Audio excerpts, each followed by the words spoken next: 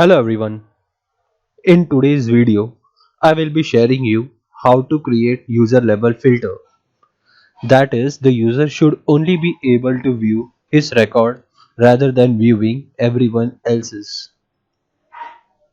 So without wasting much time, let's start. I have created a small dataset, that is a salary dataset, where I have specific username and their corresponding salary. Out of this, my name is Jishnu. So the purpose is I only want to view my record rather than viewing everyone else's in Tableau. So I have already loaded this data in Tableau. Now let us see how the data looks in Tableau. This is my name. This is the name of all the user, and these are their corresponding salary. Now let me open a new sheet and let me see what the username function returns.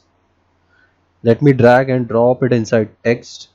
So username function returns the name of the user through which you have logged it into system. So if you are logging it into Tableau server, it will capture the ID or the username that you have inputted while logging into the server. So it is mandatory or it is necessary that you need to have that ID or the username on the data side.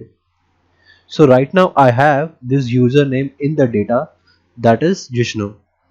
Now what I want to do is, if this user logs in into system or open it into Tableau server, then he should be able to view only his record. So let us create calculation for that. Let us create a calculator field, that would be user level filter. Now name should be equal to username.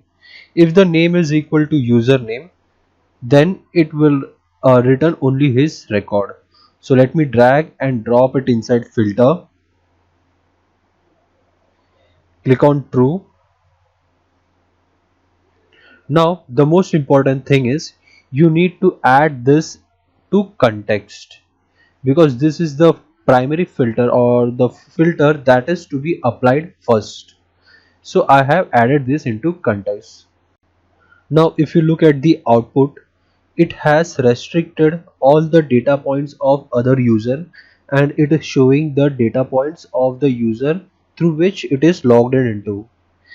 In the same way, if you log in into Tableau server, then you need to have the username of Tableau server in your data so that you can filter user record through the username.